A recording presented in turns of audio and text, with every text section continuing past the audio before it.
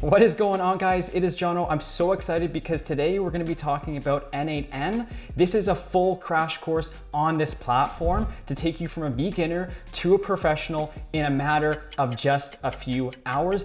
Even if you've literally never come across this platform before, you're scratching your head, you're like, I've never seen this before. This video is for you because you are going to learn every single thing you need to know about n8n. In a nutshell, what this does is it acts as an automation platform to replace yourself from having to do the mundane, boring tasks that you absolutely freaking hate doing. Here's a couple examples. For example, we can build an AI agent that acts as an assistant that does all of the heavy lifting for you. If you need to upload documents to Google Drive or extract data from those documents, no problem, it can do that. It can manage your tasks. It can manage your social media posting. It can manage your Google Calendar and email account, or it can even call people on your behalf to book things for you. Or if you want to, you can also web scrape the internet. Take Toronto landscapers, for example. If you're doing some cold email outreach, then long gone are the days that you actually have to come in here and go through every listing one by one. That would be so boring and take so much time. And instead, we're gonna automatically pull that data out and push that into a Google spreadsheet just like this. The next thing that you can do is generate documents. Now, my business lives off these documents. I mean, we pump out like 16 of these documents every single day. There's over 150 variables pretty much on this one document that we automate. It would take like 30 minutes, but this is 100% automated using something like n8n. Or it can manage your calendar inbox, or it can manage your Gmail inbox, or you can deal with real-time, up-to-date analytics on your entire performance, whether it comes to marketing or sales or fulfillment. All of this kind of stuff can be automated. We're just connecting in all of these different applications through n8n. And so traditionally, what most people do if they wanted to get started with n8n is they'd type into Google being like, let me get started with n8n furiously with like two fingers there, and then open up this very quick start guide, which is probably the longest start guide I've ever seen in my entire life. This just gives me carpal tunnel scrolling down the page. And you can treat this like the Amazon rainforest, where you're just like trying to like struggle your way through and bushwhack all the way through that frickin' documentation, or you could just watch a video like this that's going to nicely summarize it in not too much time. Now, I did a similar video on make.com here where I did a crash course in 2 hours, and you can see the amount of comments here. This has really helped people out. There's just countless comments over and over and over again about people saying, hey, I was scared, this is an intimidating software, and I was putting this off, and I watched this video and I really feel confident to take that first step, build out my first automation and implement this into my business. And you can just see these comments and scroll down for days, right? And this is exactly what we're gonna be doing in this particular video. We're gonna be teaching you everything you need to know about n8n. Let's dive into what that actually looks like. We're building out 5 scenarios. Now, the cool thing about these scenarios is that they actually work and they're actually beneficial to you, right? I'm not teaching you some BS scenario where you're just never gonna use it. So let's talk about the first scenario here. So if you're running a service-based business, you probably depend on lead generation as the lifeblood of your business. In something like this, when somebody inquires on your website, we're gonna automatically add them to a Google Sheet, okay? And then we're going to send them an email, and then we're gonna notify our team to give them a call so that we can jump on a call within 60 seconds. Now, the data is out. If you call within 60 seconds, you increase your conversion rate by 391%. So this one workflow alone is gonna make you up to 4 times the amount of money if you implement it properly, right? So just that alone can be absolutely game changing. The next thing we're going to build out is an AI agent that takes care of, a lot of tasks for you. So if you want something to, automatically remind you in the morning, hey, tell me about my calendar for the day, tell me about my upcoming tasks for the day, you can automatically pull that in, you can update it, you can create things. We're going to be building this out, and this is just going to be your own personal AI assistant to do some of the heavy lifting for you in your given day. The next thing we're going to do is build a sub agent and attach it into the main agent that we just built. And in this, what we're going to do is we're going to send you a daily report every single day. If there are leads that came in from that workflow that you did not call, right? If somebody filled out that form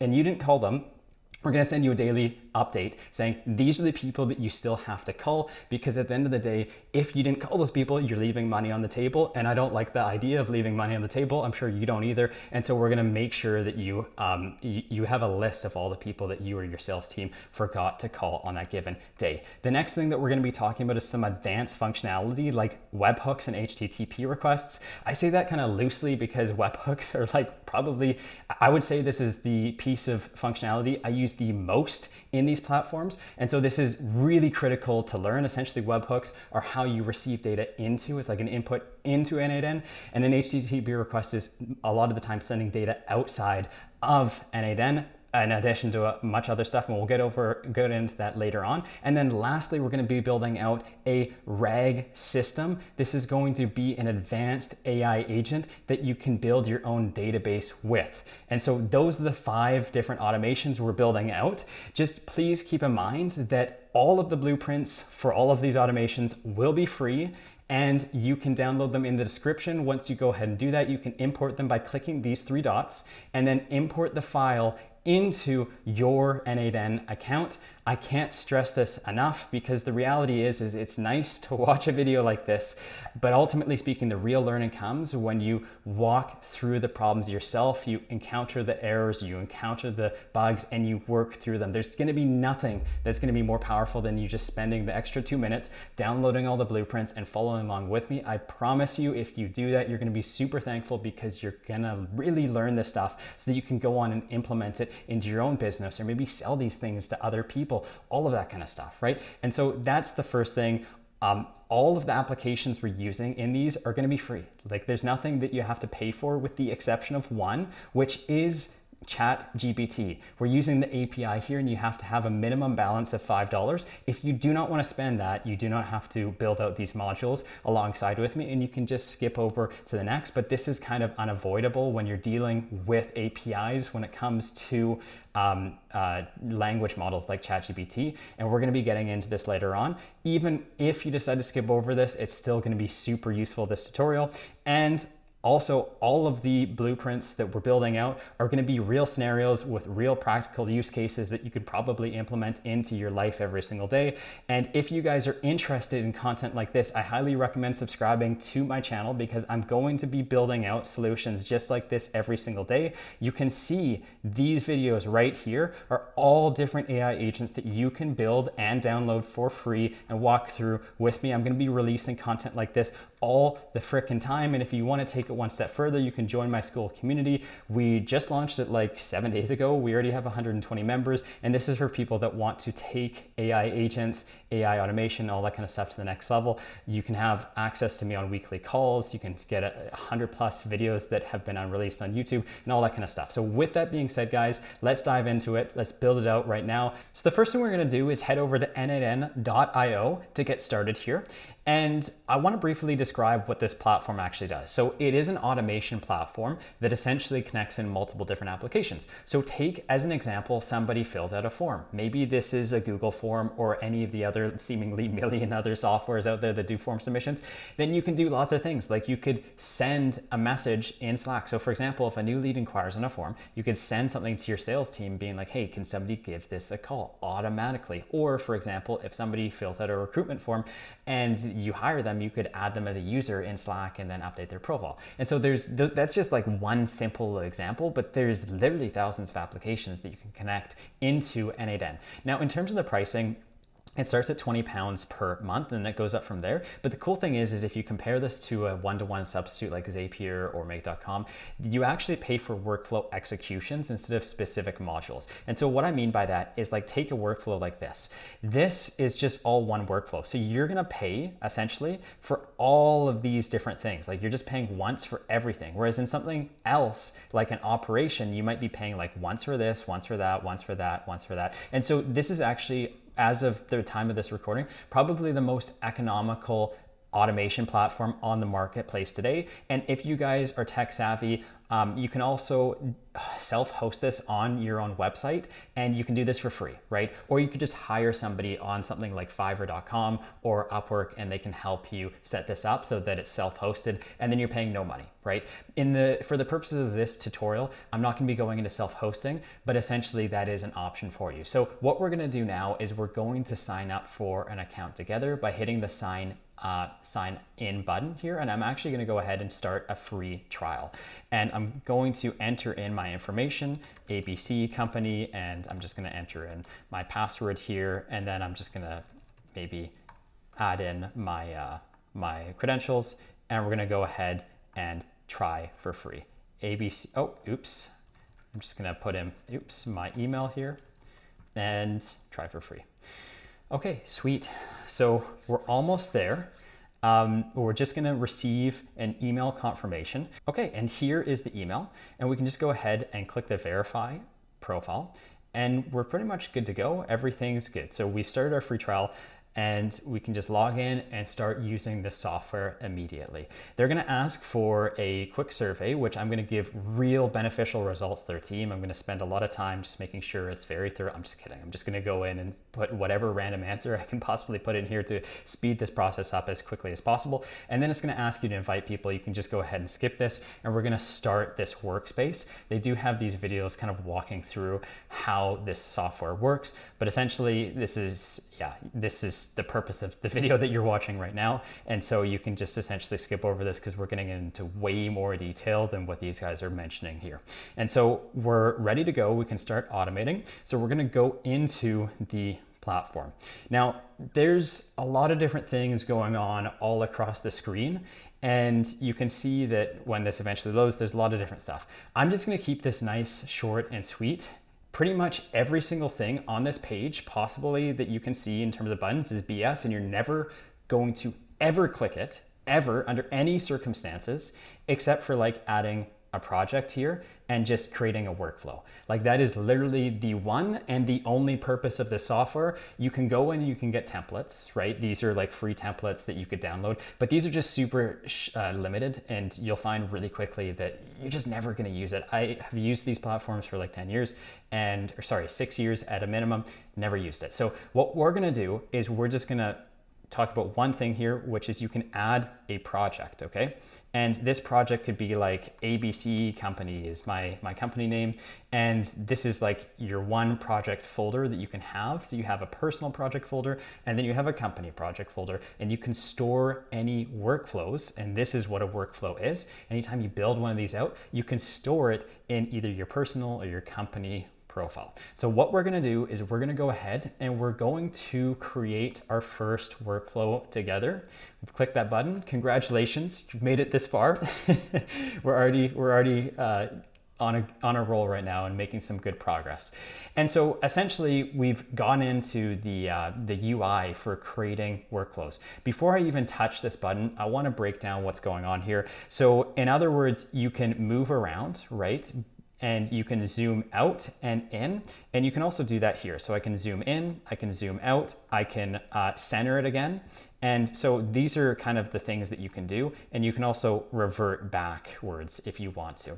I don't really use that much, but just in case you were wondering, you can do that. You can also name this workflow, and I'm gonna go ahead and I'm gonna name it new lead, and maybe I wanna add a tag. A tag is just really for something for you to categorize these, right? You could have something for sales, something for marketing, something for recruitment, and then you can just keep it nice and organized so that you can find workflows that you build based on the tags that you add onto them. And so that's more or less that. We have an editor and executions mode. So essentially between editor and executions, editor is when you're dabbling, you're creating things, you're building, right? And then with the executions, this is more like the history or the runs or the executions that you've had in the past. The reason why you'd want to go to this, and we're going to go to this later on, is because maybe there's an error, right? And this is very common in these applications where there's errors and you have to debug or figure out why there was an error and see the logs of a run, right? And so that's where the executions come in, and we're going to circle back to this later on. You can turn the workflow on and off with this toggle. You can share this with people. You can save the workflow up here every single time. You can see it's grayed out right now because there's nothing to save, or I can just hit Command S and save it as well automatically. So if I just hit Command S, you'll see that it just saved automatically there, or Control S if you're on a PC.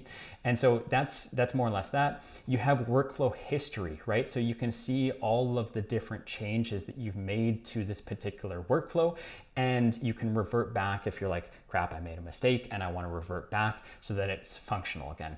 Past that, you have these three dots up here. You can duplicate this workflow. You can download this workflow. You can import from a file or URL. If you guys are copying my workflows, then you're gonna wanna import from a file, which is in the blueprints down below in the description of this. Past that, you can delete the workflow and you have settings here. I don't really come into here. I don't really change anything, but essentially this is just giving you additional information on it.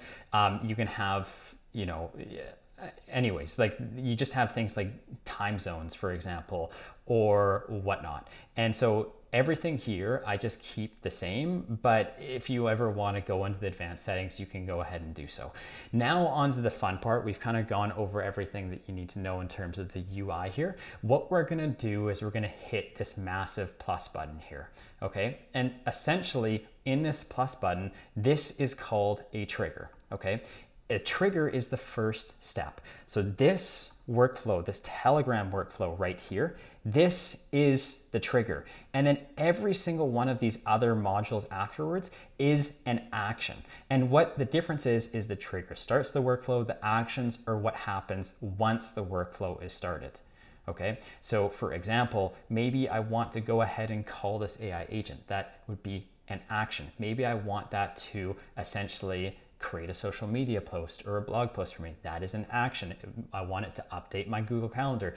That is an action, right? So all of those things are actions. So essentially in this, we're just going to create a very simple trigger for now, and we can add on more. We can add on multiple triggers in n8n, but essentially what I'm going to do is I'm just going to showcase a couple common ones. So you can trigger manually here, which is just going to be like, hey, when you click this, the scenario runs. This is great if you're looking to test things out pretty fast and you just want to get something up and running. You can also just delete that, and then we're going to hit the plus button again. And this time what we're going to do is we're going to have an on chat message, and it comes up with this whole screen here. There's nothing that really needs to be changed here. It just works out of the box. And you have now this access to this chat button down here, which we can click and we can start typing in messages. Hey, this is a test. And because we haven't set anything up yet, we sent the message, but nothing's gonna happen because nothing's set up yet. So I'm gonna go ahead and delete that, because the actual trigger that we want to use is on a form submission. So when somebody fills out a form on our website, then we're going to go ahead and start this workflow. So let's go through this together. So we have at the start of this page, we have 3 different tabs here. On the left-hand side, this is the input to the tab. So this is the data that's coming in. In other words, when somebody submits that form and they say their name is Jono Catliff, that will have that person's name on the left-hand side here. And then on the other side, we have the output, which we're sending to the next module. So for example, when this trigger happens, we send that, right? We send that to the next module here, right? And so what's the data that we're sending over here? And that's gonna be listed here. And then essentially everything else on this page is the system inputs. So we can see on this page here that we have a URL here, right? And this URL is going to be the form URL. So if we were to open this up, this would be the form URL. And then we have additional settings for this, which we aren't actually going to touch, which is like authentication. Essentially, you can like lock the form, so somebody needs to have like a password or whatever. But we're going to go ahead, for the purpose of this tutorial, we're just going to create this form submission. So I've gone ahead and I've clicked this, and I've copied this into a new tab, and we can see that right now the form trigger isn't listening yet. Click test step, button in your form trigger, right? So the reason this is happening is because we haven't created the form yet. So let's go ahead and do that. The first thing that I want to do here is I want to create the form title. So let's go ahead and call this test form, okay? And then what we're gonna do, because we have the form title, is we're going to add in fields, right? We're gonna add in things like first name and last name and email and phone number and all that kind of stuff. So I'm gonna do first name, and this is going to be a text field here, right? So you can change this to text, to date, to email, to whatever. I'm just gonna keep it simple, and it's gonna be a text field, and we're gonna add another form element here. And this time it's gonna be last name. And we're gonna do this again to email. And then let's just add a couple more things to this form as well.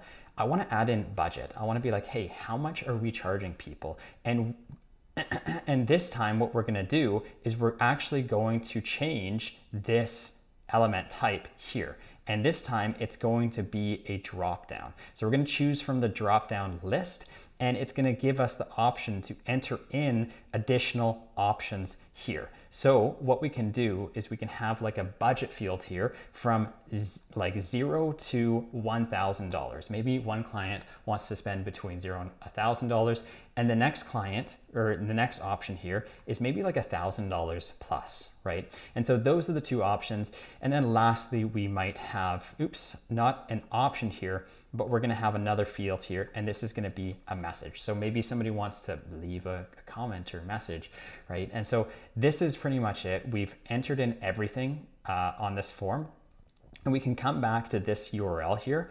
We can copy it by clicking on it, and then we're gonna enter this into another page here. We can still see that it's not listening yet because we have to hit this test step button here.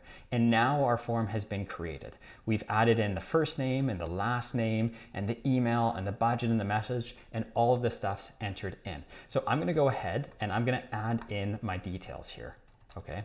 And we'll go ahead and submit this form. Let's say in this instance, we have a budget of $1,000, and I'm just gonna leave like a test message here. We can go ahead and click submit. And now that that form has been submitted, you have officially received data, right? And so we have our inputs, and the output is what we've received from the form. So all of this data here is going to be passed through to the next module, which will be like something like Google Sheets. And so we're on a roll so far. This is great. We have all this information. Now, there's a couple different ways to look at this information. We have table view, which this probably looks pretty familiar to you. If you've ever used Google Sheets or whatnot, this looks familiar. You also have JSON data here, and you have schema data. This is all the same thing. It's just 3 different ways of looking at the data differently. And so this is tabular data. You have first name equals Jono, last name equals Catlif. And then JSON data is a different way of formatting data. This is the backbone of n8n and automation platforms in general. It's just that usually you don't necessarily always see data like this, but this is how data is usually transferred from one application to the next on the internet. And so similarly with the table, you have first name equals Jono in JSON, and we're going to be getting into JSON quite extensively later on. You have the same thing, but this time it's first name equals Jono, and last name equals Catlif, and email equals this email, right? And so on and so forth. So it's literally giving you all of the data that you need in order to move on to the next step. And then lastly, we have schema here. And schema is just the 3rd way of looking at it. And the cool thing about schema, and I wish I chose maybe a different option here, but it shows you the type of field. And these are all technically text fields. And so they have the icon as A here, right? And so there we go. We've officially created our first trigger step. Now, one more thing here that I want to go over is that you can pin this data. So what I mean by that is that now if we want to test this workflow, I'm going to click off of it, and to click off, I'm just clicking outside of this, like on the upper part here, just to escape.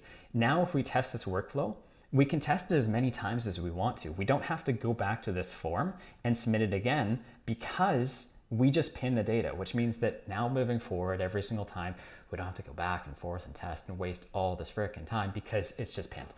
And lastly, we can edit this pin data. So if I come in and edit the output, I could be like, hey, maybe I don't want test message. I want to say, hey, I'm interested in working with you. And you can edit the test data here. This is like mock data that you can use for the rest of the workflow. And again, to exit out, I'm just hitting outside of these boxes here. Now, the next thing is that we can create our very first module by hitting this plus button here, okay? And the first thing we're gonna do is we're gonna use Google Sheets. So I'm gonna search by Sheets up at the top here, and we're gonna go into Google Sheets. And there is a lot of different stuff here. I mean, let's just take a look at this, for example.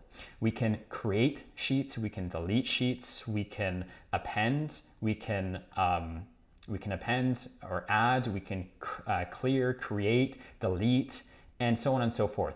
But we can even go further and we can create triggers. So take how we had, for example, this form submission. We could have swapped this out and had a different trigger, such as when a row is added or updated in Google Sheets, right? So these are just different triggers here, for example, as well. But for the purposes of this tutorial, what I want to do is I want to use this update and append row in Google Sheets.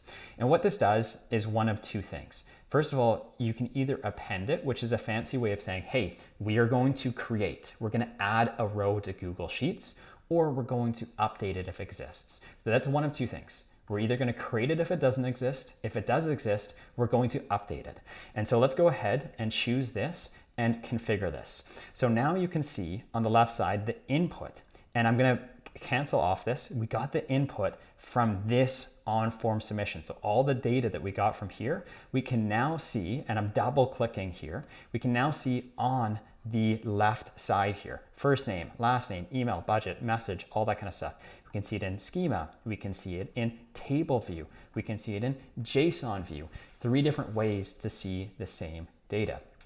Now what we need to do is add this into a Google Sheet. So I'm going to go ahead and I'm going to type in sheets.google.com into the dashboard or into the URL up top here. And I'm going to create a blank spreadsheet here. Okay.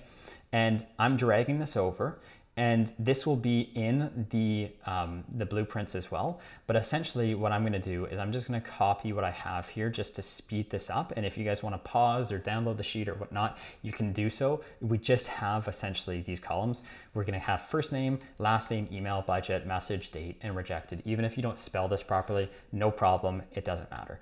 And so more or less what we want to do is send data from n8n into this Google Sheet here. And so how we do that is by first of all creating credentials up here. What this means is we're giving n8n permission to do things in Google Sheets, like creating, adding, searching, and updating. And by the way, those are the most common things to do, is create, add, search, or update. So we're going to create a credential here by hitting the plus button, and then we're just going to sign into our Google account. It's going to redirect us over to authenticate. I'm going to hit my account here, click continue. We're just giving it permission to do things. So now that we've gone ahead and done that, we can move on with this. Moving forward, we're going to choose resource, which is a sheet within a document. This is just boilerplate. We don't have to change anything here. And then the operation we can change, right? But we already selected the operation, but this is just giving us another way. Like if we exit out of this and we hit the plus button and we search for Google Sheets, you can recall that it showed everything here. And I'm going to exit out of this by hitting the escape key and then double clicking back in here. But essentially we have all these operations again.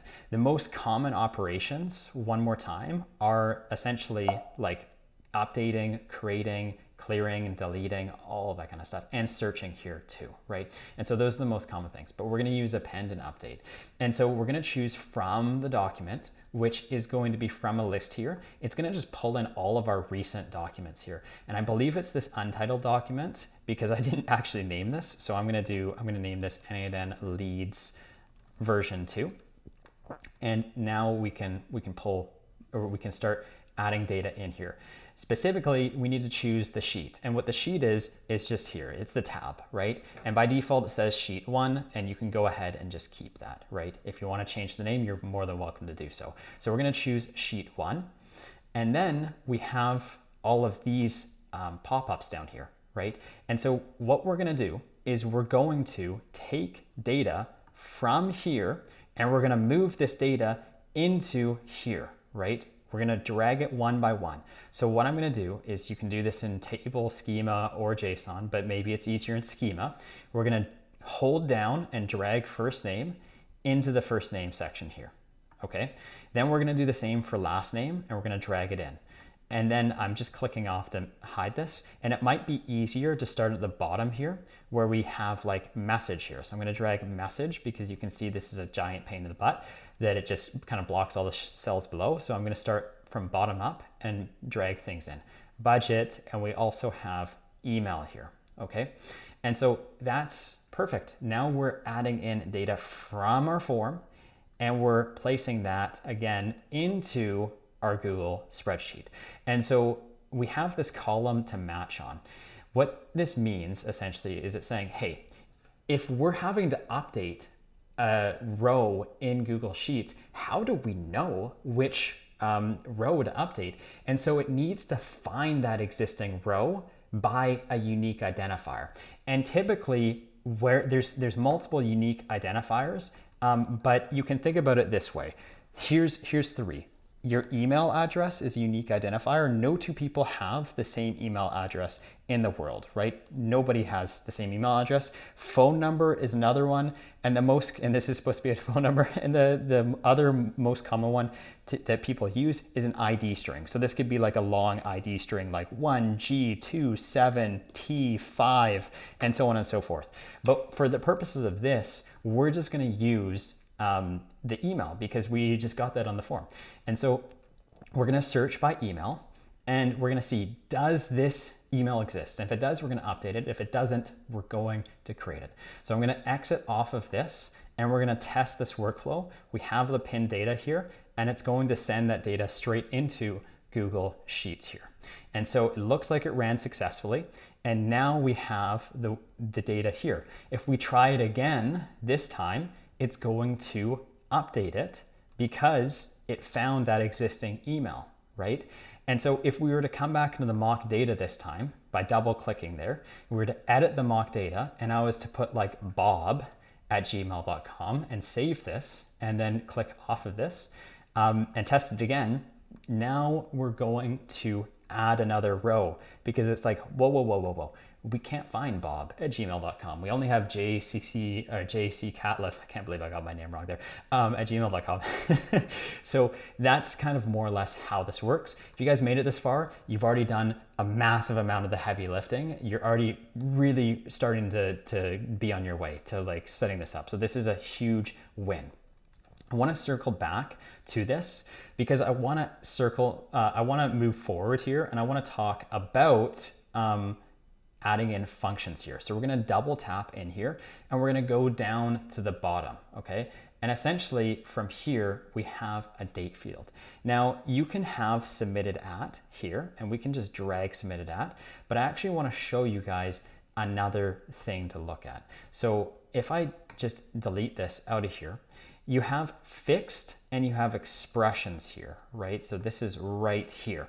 And essentially fixed, you can just think about it like text. You're just saying any text, it's just a string, right? And an expression is kind of like this, right? So essentially an expression is a custom variable that you pass through that will change every single time. So the first time you submit a form, it might be Jono@gmail.com. The second time it might be bob@gmail.com. The third time it might be stacy@gmail.com. So this is a custom variable that always changes every single time. And we can add in our own custom variables through functions here. And so if we go over to expressions, we can write our own function. So I'm going to type in curly brace on my keyboard. I'm just literally typing this in on the keyboard. You can find this and type this in. And anything in here is going to be treated as JavaScript. Now you guys do not need to know JavaScript at all, but we can add in some very simple functions. So for example, I could hit $, and keep in mind, this is all boilerplate. I'm not doing anything fancy. This is just something you have to do every single time. And you can see it with all of these too. You have double bracket and you have $sign up here and then double bracket at the end. So this is just boilerplate. And we can type in something like now, for example. And now it's going to give us the exact date and time that this was submitted, right? And so this is just one of many functions. We can circle back and take a look by hitting the double curly braces and the $sign. And there's just a lot of stuff in here that we can see. And so we're gonna get further into this later on, but essentially these are the kind of things that you can enter in there as well, right? And so this is more or less how functions work in n8n. And a lot of the time we just have JSON here, and this is the same as this. We're just passing it back and forth. This is just a different way of viewing the data here, right? And so essentially we've completed the first module. We've added in a date field, and we're going to add in one more function here, which is going to be rejected. So in our form, we're going to come back here. We're going to insert in a checkbox, okay? And I'm just doing that by the insert and checkbox down here. And essentially, I want to know, like, if somebody comes in and they have a low budget, let's say it's under $1,000, maybe it's just not worth my time giving them a call because we're just not going to make money off of that deal. And so I want to automatically reject these people if they come in with a low budget. And so I want this to be checked off as rejected. And if you see the value here, this is true if it's checked, and it's false if it's not checked. And so all we have to do is check this on and off. But I want to do this programmatically. I don't want to do this through Google Sheets. I want to do this through n8n. And so with this rejected field here, what we're going to do is we're going to turn this over to an expression. We're going to add in the double fields here, the double braces and the $sign, and we're going to choose this if function here. And so with an if function, I'm just going to circle over to my blackboard here because I think it's just a bit easier to showcase. Essentially, it's a conditional statement where if condition equals true, so if some condition is true, then you're going to go down path A. Oops. But if it's false, then you're going to go down path B, right? So this is false, and this is true, right? And so what we want to do in this case is say, if the money that they can spend is over $1,000, right? This is the condition. If the money they spend is over $1,000, it's going to be true. But if not, it's going to be false. So like if it was $900, or if it was $800, or $100, or it would all be rejected. But if this is like, hey, I can spend $5,000, no problem, sure. Or if I can spend $10,000, or if I can just spend $1,000, sure, no problem, this is great, and we're gonna pass them through, right? So we're just taking a look and seeing if this is actually enough money that they put. So it takes 3 parameters. So I'm gonna put 3 parameters here, which is these nice little quotations just so you can see. This is the condition. If the condition is true, this fires off. If the condition is false, this fires off. And all we want to do here is say, if the condition is true, that it is not what we're looking for, then it's going to be rejected. And then if it is, yeah, so we have, sorry, I confused myself there, but essentially we have true and false, right? So this is rejected and this is not rejected. And so essentially what we can do here, and it actually might be easier, sorry, I'm just redoing this again. We're gonna take a look and see if the condition is $1,000 or more. And so when we looked at our form, we have the 2 variables here, $1,000 plus or 0 or 1 to $1,000. And so if, for example, and I'm going to pull in the budget here. I'm going to drag this. I'm going to drag it right here. So I just dragged it before this. If this equals $1,000 plus, then they're not going to be rejected. It's false. They're not rejected. If, for example, they don't include $1,000 plus, then they are rejected. We're just going to automatically reject them.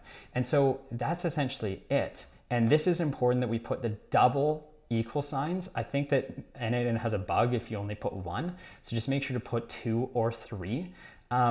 And essentially that's just like a JavaScript thing to match on like certain things. And I'm just not going to get into that now, but essentially we can go ahead and test this workflow and we can see, did we reject Bob? No, because he had $1,000. But let's change his budget to like $900. Oops. And this is just like a hard-coded value for now. It's just text. So it's like really, if anything, isn't equal to $1,000 plus. So we'll go ahead and we'll update it again. And because the budget wasn't exactly $1,000 and plus, literally written like that, then he was rejected. And so this is an easy way for us to use functions in n8n to automatically reject somebody. So we have the $JSON budget. If you're wondering what this is, we just dragged it over from here. We're just dragging this, or bringing it in here, and then, oops, and then we have a condition, which is, hey, is this equal to $1,000 plus?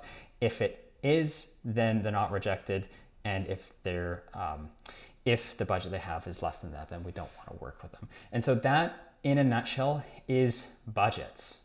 Now, the next thing that I want to talk about here is filtering and then switching and merging. So we have, if we hit the plus button, we have these data transformations, and we have a filter here, so we can filter people out. And then we also have other things as well, such as if statements and switch statements. So let's break down what these mean. So the first thing we're going to do is we're going to add a filter here. And so this filter is going to stop people from passing by.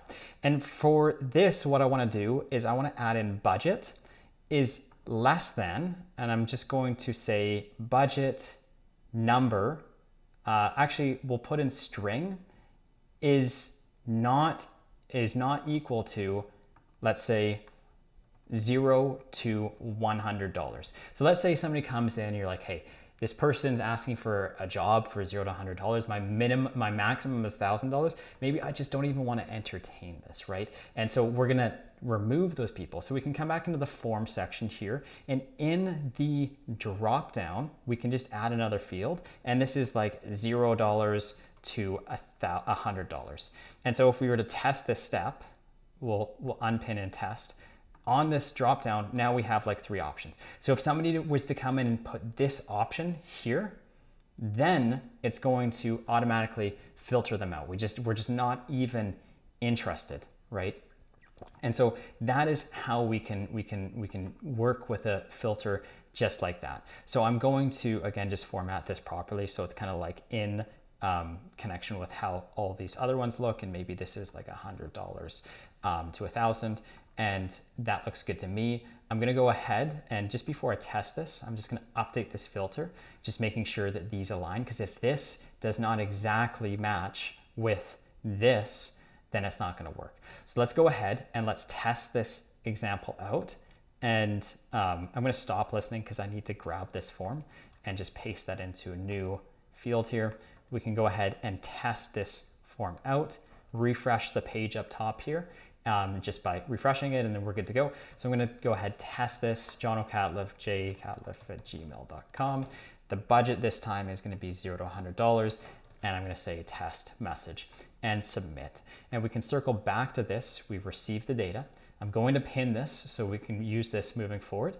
And yeah, we can just test this out.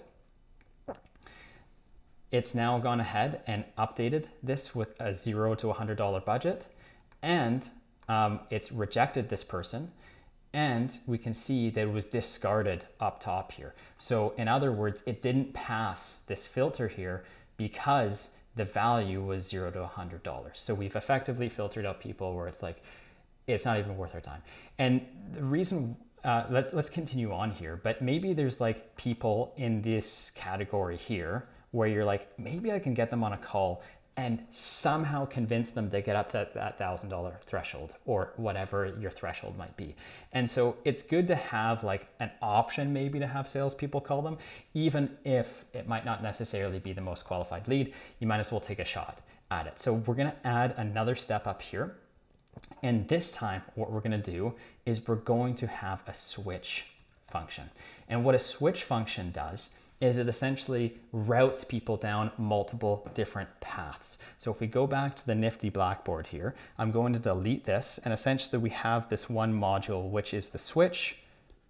And this is just essentially saying, hey, you're going down path A or you're going down path B, depending on what a particular variable is. And this variable is going to be the budget. So if your budget is between $0 or $100 to $1,000, you're gonna go down path A. And if it's $1,000 plus, then you're gonna go down path B. So we're gonna go ahead and set that up. And you can see here that we don't have any input data because this did not pass. And because it didn't pass, we can't map this in. And in order for us to get input data here, we just need to change the mock data, and we're gonna enter into the trigger again, click this, pencil icon, and we're going to change this to, let's say, $1,000 plus. Okay, sweet. We'll save this, and we're gonna continue forward with this test. We're gonna test it out. It's gonna update our system again. We can take a look back and see that the budget's been changed and it's no longer rejected. And we have entered the switch module. If we come in here, we have all the data. If you just look at like table, for example, you're only gonna see like from the filter, and you can come in and you can see other modules here. But I just wanna go to schema because I can see at a nice view everything. And so I wanna take this budget here. I wanna say like, if this budget is equal to $100 to $1,000, you're gonna go down this path. And alternatively, oops, I'm gonna open this back up here. We have another route where if the same data equals $1,000 plus, then we're gonna go down this path, right? So we're just sending them down different paths depending on what the budget is that they set. And so that more or less is how a switch function works. And so we can now essentially send different emails depending on where they're at. So for example, maybe in this case, we send a Gmail email to them, and we're just gonna type in email, and we're gonna type in send, and we're gonna send a particular message. And maybe we wanna send different messages like, hey, if you only have $200, I'll get back to you when I'm available. And if you have over $1,000, it's like, okay, we gotta jump on a call immediately. And so let's go ahead and connect in our credentials by hitting this plus button. And we're just gonna sign into Google here. Very similarly to how we did Google Sheets, I'm just gonna give this permission and allow this, which I think is just giving it access every 6 months to my account. And we're good. This has been connected. We can come back in here, and now we can go ahead and send off an email. So we're going to use the email of the person that submitted that form, right? So we're gonna send an email to them, and we can just go ahead and say, hey, thanks for inquiring with ABC Company. And then we can change this to plain text email instead of HTML, and we'll just say, hey. And the reason why we split this into first name and last name is because if you just put it in one field and you say, hey, first name and last name, it would be like, hey, Jono Catliffe, and that just doesn't seem that authentic, because I would rather split this into first name, last name. Thanks for inquiring with our services. I'll give you a call back later this week or whatever, right? And so this is one option, and we can just sign off by like Best Jono here. And then we can also duplicate this, and we can come into here, hit these 3 dots, and we can again duplicate this module here and send a different message if it's under $1,000. Just as a quick refresher, you can automatically play modules with this test step. You can automatically deactivate the module with this step. You can delete it over here, and then you have these drop downs. You can open the module up. You can effectively test the step, which is essentially here. You can rename it, deactivate it, copy it, duplicate it, select all, clear, and delete. And we just essentially duplicated it. And we have path 2, which is gonna link in here now. So in this particular email, what we're gonna do is we're gonna say, hey, thanks for inquiring with our services. Can you can you book a call on my calendar link here? And then I'll just be like https abc.com/booking. And this could be like your calendar widget or whatever that you just add in here. And then they have an option to book on your calendar immediately. So that in essence is more or less how we can split the paths apart depending on a variable like the budget. If their budget is high, then great, we want to talk to them immediately and we want to give them their calendar link. If their budget's low, then we don't want to do that. And so the next thing that we can do here is we can type in merge and add another field, and we're just going to essentially append these back together. And what's going on here is we're just saying, hey, no matter which path we go down, we're just merging these paths back together again. So whether you go down email number 1 or email 2, we're just merging them back in and we're grabbing the data that we need. So we can test this workflow now. We're going to update the Google Sheet. We're going to filter. We're going to go down the right path, which is, hey, this person has over $1,000 on their budget. We sent the first email and then we merge them back together, right? And so this looks good. The only last thing that I want to do for this workflow is I want to essentially add in another email here to say, hey, we're going to notify our team immediately if a lead comes through. If I go back to the inbox here, there should be another email coming in. And essentially this is just saying, hey, thanks for inquiring about our services. Here's our calendar link. We can remove this append down here by coming back into n8n. And in this option section here, we're going to add an option, append to n8n attribution, and turn that off for both workflows here. And that's how we can remove that. Moving forward, the last thing is we're just going to duplicate this again. So we're going to hit the 3 dots here and duplicate it and move this over the end and notify our team. You can do this through Gmail. You could do this through Slack.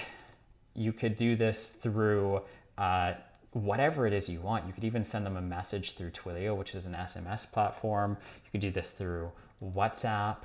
You could do this through your CRM. I think mine's Go High Level. It doesn't even look like they have an integration for that. You could send it through an HTTP request, which we're going to get into later in this module. It's just that for the purpose of this, the Gmail module is going to be the easiest. So I'm going to open this module up and we're going to just send it off to myself here. So there we go. And I'm just going to say new lead and change the subject line here to new lead as well. And I'm going to say name, email, budget, message, and we're good to go. And we're just going to map these over on the schema, scroll down, find the first name here, find the last name here again, put a space in between those two, and then we're going to go off to the email section here, and then we're going to go off to the budget section here. And lastly, we can enter in this message. And so that is effectively the first workflow that has been completed. We've essentially built out a new lead workflow that as soon as somebody inquires on your website, you're gonna automatically add them to Google Sheets. You're gonna reject them if their budget's too low. You're going to filter out anyone that's way too low. You're gonna email them saying, hey, let's jump on a call. And then you're gonna notify your team to give them a call within 60 seconds because that increases your conversion rate by up to 391% if you call somebody really fast. And so that is effectively the first n8n workflow that we built out together. Congratulations for making it this far. So let's get into building the second one here. And this is going to be your first AI agent. We're going to come in and we're going to go into our personal accounts here. We're going to create another workflow. And so for this, what we're going to do is we're going to add a first step, and this is going to be the on-chat message. So we can just exit off of this by hitting the escape key because there's nothing else that we need to do here. And then we can add the plus button and we're going to do advanced AI. And this is just going to be the AI agent. I'm going to exit off this. You can see what this AI agent looks like.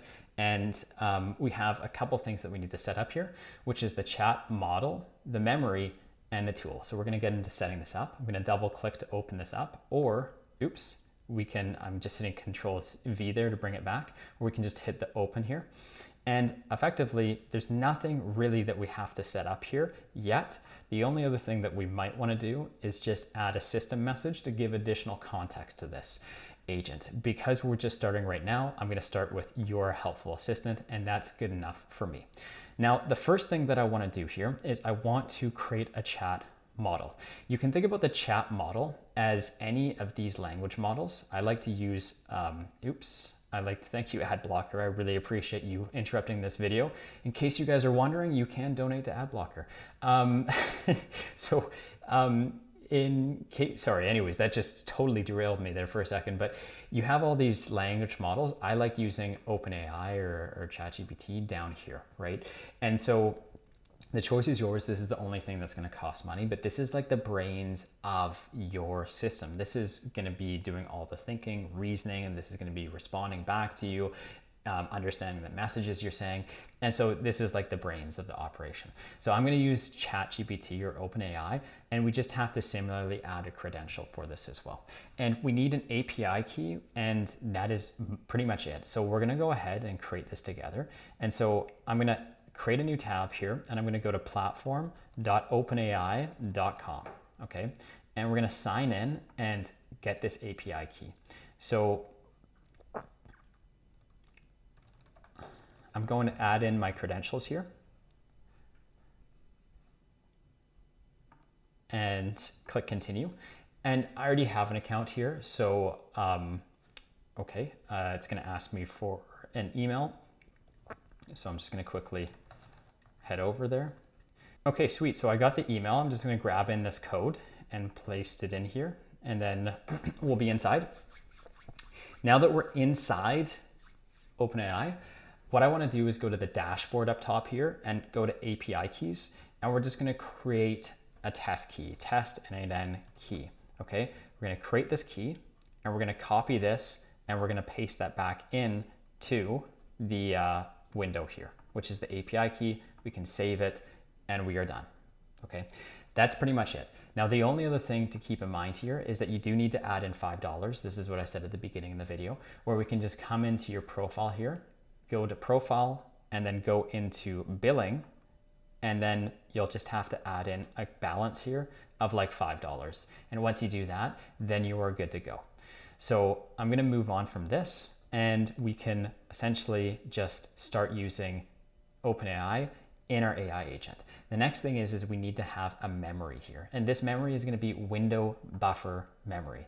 There's a lot of, I'm going to delete this and go back. There's a lot of different options here, but the window buffer memory is just the built-in version of memory in n8n. And you can think about the window buffer memory as just, can it remember past messages? And how many past messages can it remember? And so when we put 5 here, it's just remembering the past 5 messages pretty much being sent. And the more messages you put here, the more it's going to remember. So for example, if I say, hey, what city are you? And it says, I'm in New York. And then you say, what's the weather like in New York? It's going to remember, or sorry, if you say, what's the weather like? It's going to remember that you're not only asking what the weather's like, but also the city of New York, because it's remembering the past messages. And so this is obviously really, really cool. The next thing that we're going to do here is we're going to add in tools. And what tools are you're giving this AI agent with a brain and a memory the ability to actually do things. And so what we're going to do is we're going to update or create our Google Calendar. So what we'll do is hit the plus sign here, and we have a bunch of different tools here. This is quite limited, like it doesn't have all the tools that you might want to have access to. So what we're gonna do, in order to bypass this, we can create like a sub flow here, and then you get access to all the other tools as well. But we're just gonna start with something basic, and we're gonna do Google Calendar. So I'm gonna type in calendar here, and we have lots of different options. We have create, delete, get many, update, and so on and so forth. I'm just gonna stick with create, and we have the we have the start time and the end time. Now, the cool thing about this is that when we're dealing with AI agents, we don't even have to enter in really much data at all. We just let it do all the reasoning for us. And so we're just gonna hit expressions here, and then we're gonna type into the curly braces from AI, and in brackets here, we're just gonna give 2 keys, okay, just with these quotation marks on either side separated by a comma. This is going to be the key, which is just essentially saying to AI, hey, can you find the start time of this event, right? And it's literally gonna pull out the start time for you. And I can just give in the second variable here, the description of what this is. This is the start time of the event. And so we're just saying, hey, this is the key you need to find. You need to somehow find in a message the start time. And in case you don't know what I'm talking about here, this is a nice little description of what it is that I'm trying to get to. And I can just copy and paste this in here. And then, yeah, that's essentially it. We're gonna do end time here. And there we go. We have created a start time. We've created an end time. And I'm gonna add this onto my calendar here. And so again, I just need to sign in with my credentials to add in Google Calendar. So we're gonna go ahead and do that and give permission to n8n to do everything it wants to do with my Google Calendar as well. So we're good there. We can just choose the right calendar. I'm just gonna do this one here. And more or less, that's pretty much it. Maybe the only other thing that I want to do is just have a summary here. So, hey, maybe it can like update the actual title of the calendar as well. So we'll just copy this in. And man, this makes automation and all that kind of stuff so freaking easy, just because like all of a sudden it's like, I don't even need to know the right answer. It's just gonna freaking tell me for me. So tell it for me. So that's really, really awesome stuff. Like it just makes my life so much easier. So I'm gonna say summary. This is the summary / title of the event. And that's more or less it. I mean, we can just effectively use this to create an event for us. Hey, can you please create a coffee event for tomorrow at 2 p.m. for 1 hour? And it's going to take that, it's going to search the memory, make sure there's no past conversations. Then it's going to understand what the request is. And then it's going to send that over to the Google Calendar to actually create the event. Then it's going to send that back to the model to be like, okay, the event's created, what's next? And then this is going to say, hey, okay, we've done everything. Now we're going to send the message back. And it's going to say, hey, I've created a coffee event tomorrow at 2 p.m. for 1 hour. Here are the details, right? So memory, then model, then tools, back to model. If there's more tools that'll execute those, back to the model, back to the message to you. And we can take a look at the calendar event here and just see, was it in fact, oh my gosh, this is, definitely do not want the year, we'll do the month. And was this added on to my calendar successfully? And the reason why it's not added on is because the thing with AI at this point in time is that it doesn't actually know today's date. So you can see here, it says 2023. And so we are currently filming this on February 19th. Clearly I don't know the date. February 19th, 2025. So this is like 2 years behind. So what we can do is we can tap into the AI agent and give in the system prompt the actual date. The current date is, and then we're gonna do an expression here. We're going to pass in the exact date, which is now. And so we can try this again. We're going to copy this message in and paste it. And now it's going to go back, update, find the conversation history, understand what to do, update the calendar, send it back to understand what to do, and then send the message back to us. And now we can see 2 p.m. coffee tomorrow, right? And so there we go. We've officially created our first AI agent. And yeah, that's pretty cool, right? And so we can do tons of other things with this. We can also get events as well. So I'm going to type in calendar. And this time, what we're going to do is we're going to get many events, right? So maybe you want to wake up, stretch. It's like 6 a.m. in the morning or 8 a.m. or maybe you wake up at 2 p.m. I don't know. And you want to figure out what's going on for your day. You can get many events and you can just say, hey, give me all the events for the day. And so what we're going to do is, again, select the calendar, and we're just going to delete all of these expressions and just add in from AI and literally just do the same thing. Start time as the first key defined. This is the start time of the event, right? And that is more or less it. Actually, on this, we're going to change it up because this is after, and it's just going to be like date. I'm going to do after date. This is the time the user wants to search for events past. And I'm going to copy this and paste it in here. And I'm going to say before date. And the cool thing is it really understands this. Even though this is like not the best prompt in here, it's going to take that and really understand what this is. This is the time the user wants to search for events before, right? And we can just say, we can just literally just save that. And let's see if we can pull in this particular calendar event here. So I'm going to go back to the scenario and say, can you please tell me my schedule for tomorrow on my Google Calendar? And it's going to go ahead, find the memory, process the request, search for events, get a response back and send it back to us. And then it says your schedule for tomorrow, February, whatever, is this, right? And now if I had like 10 events, it would load in those 10 events. It wouldn't just be one event, right? And so that's how we can easily create and find Google Calendar events. And we don't just have to do that. Maybe we have like a to-do list, and maybe you use ClickUp, or maybe you use whatever platform. I'm just gonna keep it simple, and I'm gonna do Google Sheets here. So I'm gonna go ahead and actually just create a new sheet here, and you guys can follow along. I'm gonna go to sheets.google.com, and we're gonna create a new sheet. I'm gonna paste in these rows, just task name, description, due date, and priority. And we can say n8n test tasks. And we can now pull in tasks and create tasks straight onto this Google Sheet here. So let's go ahead and do that. The first thing we're gonna do is create on this. So we're gonna add a tool, and it's gonna be Sheets. And this time we're going to change the operation to create. And we've already connected in our Google Sheet here, which is really nice. And all we have to do is find that, which is the n8n test tasks. And more or less what I want to do from here is I want to choose this, or sorry, append a row. My apologies here. So we're going to append a row to this, and we're going to choose the right sheet, which again is just sheet number 1 down here, which is default.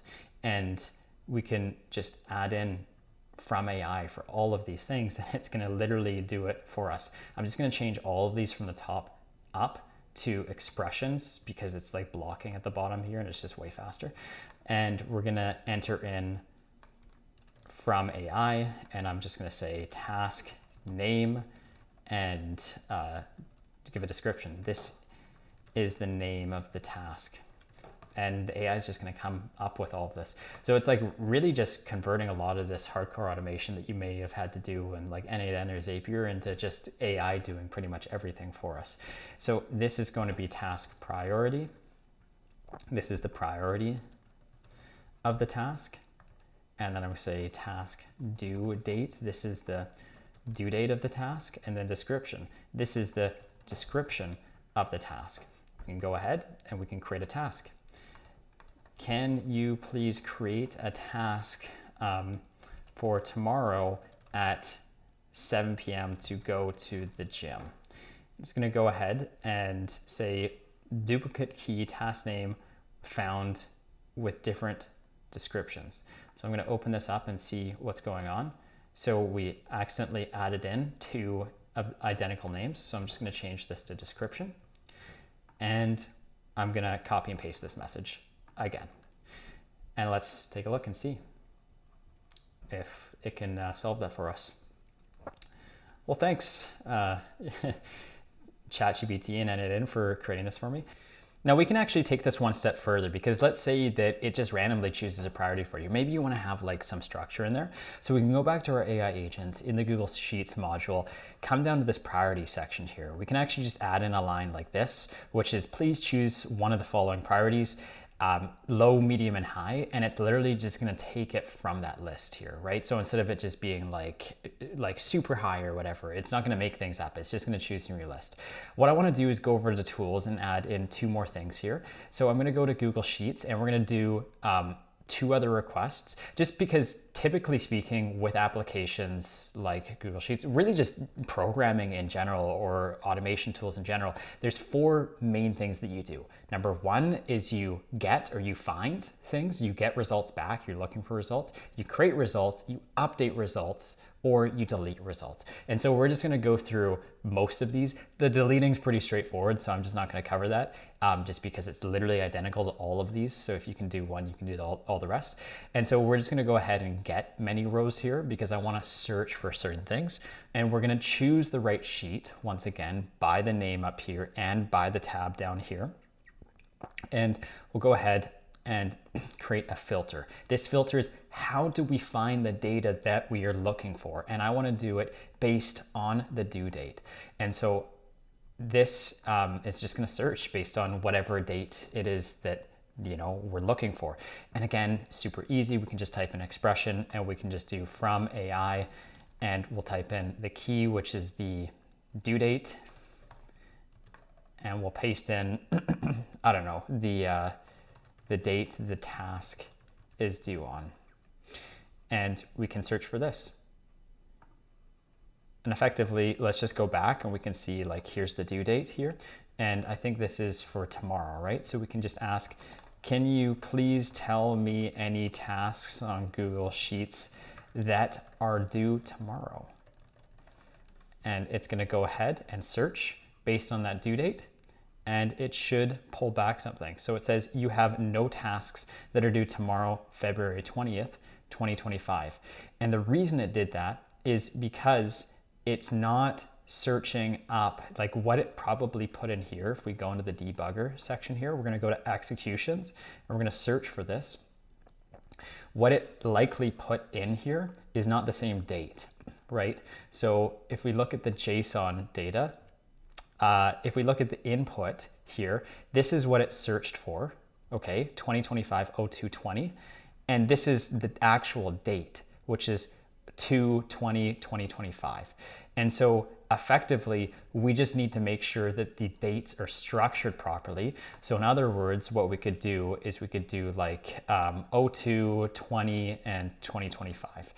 And we can just standardize the dates here and then circle back and standardize the dates in our AI agent. We're gonna exit out of this and go back to the editor. This is how we debug here, by the way, because there's gonna be errors that come up. We just need to go to executions, find the current execution, and figure out like the input or the output to make sure what's going on. And we're just gonna come back and say in the main AI agent, we're gonna add to the system prompt, which is telling it instructions. So we're gonna say rules. And I'm just gonna highlight this with two different pound signs. I'm gonna say all dates must be structured in this, according to this structure. And I'm gonna do this, right? In other words, it must be month / day / year, and it's gonna pull that in. So now when we try this again to search for it, I'm gonna pull this back in, paste it. Let's see if now it can find it based on that structure. And now we have one task due for tomorrow, which is going to the gym, right? We can take a look and see that it's going to the gym. And so that is how we can search for tasks. You just may want to add some structure in there, because if you get dates mixed up, and there's like a million ways to find dates, right? Or structure dates. So let's just clean that up. The last thing here is let's go ahead and update. And this is really, really cool. So Google Sheets, typically when you're updating something, you need to find that in the Google Sheet, right? So you need to have a mechanism to actually find the row, because if you have like 5 tasks here, it's like, which task are you looking for? Because maybe these are all like different dates. How do you know which task to actually find? And so we need to find a way to search it up and then update the right one. So I'm gonna go ahead and I'm going to use the n8n task test. I'm gonna do more or less exactly what I've done. And we're going to update a row this time. We're gonna choose the default sheet, and effectively, it's gonna ask us for all this information again. And we can just simply, I'm actually just gonna duplicate this. So we have 2 different columns here, and I'm just gonna copy and paste this in. So I have like an outdated version and the recent version, and I'm just gonna like literally just copy these and paste these in here. So priority goes into, and I'm changing this to expression, priority, due date. I'm going to copy this and paste this into the due date section here, description. And so this just kind of speeds up a bit because this can be pretty mundane and boring. And if you do this as much as me, you'll eventually become numb to it at one point in time. But yeah, anyways, there we go. And then we have, sorry, that was a bit dramatic, but we have the column to match to. This is just like, hey, how are we finding this? And let's just do on the same vein. We're going to do due date here. And so we're going to find it based on due date. But the problem is that it might not know exactly how to do this. So we have to go into the AI agent and we have to expand this out by hitting this dot here. And we have to add another rule here.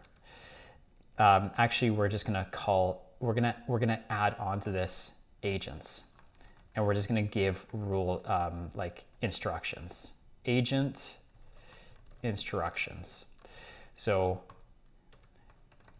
call the create an event with the Google Calendar create event tool. Search an event with the Google Calendar search event tool. And these are pretty just generic. You might be sitting there being like, yeah, well, that's pretty obvious, right? But the last one is not necessarily obvious.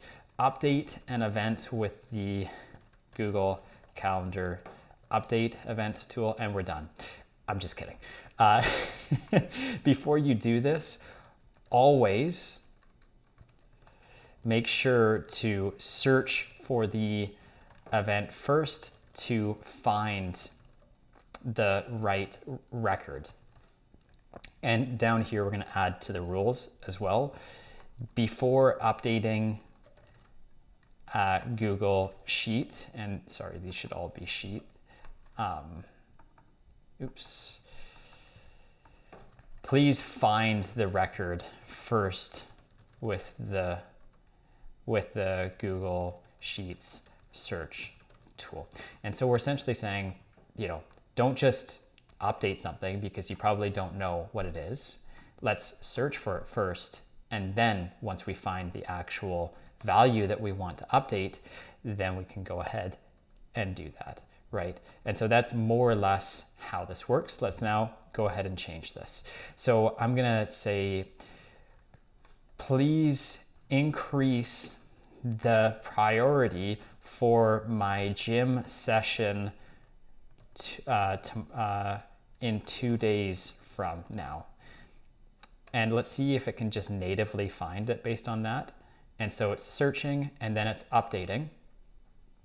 And again, I didn't even say high priority, so let's just see. It says, yeah, so it went ahead and updated it to high, right? And so that's great, but the only problem is that that's not in 2 days from now, that's in 1 day from now. And so I think just in order to do that, maybe I'm just gonna test this message out, but I'm just gonna say, instead of 2 days from now, I'm just gonna say like, let's just see if it actually changes this. If I say February 21st, on February 21st, and let's take a look if I just format it a bit better, because maybe that issue might be arising from the AI agent here. And so now it's gone ahead and changed that to February 1st, and this is now high as well. So it could be just that, I'm honestly not too sure why it didn't do that, because we did feed in the date here, but maybe it's just, you know, maybe just structuring the actual prompt a bit better is going to be more fruitful for this. And so that's essentially AI agents. And this is now our official first AI agent that's been built out, and our second workflow in general. What I want to do is add one more thing onto here, and this is going to be to call a sub workflow. And we're going to build off of this a third workflow here.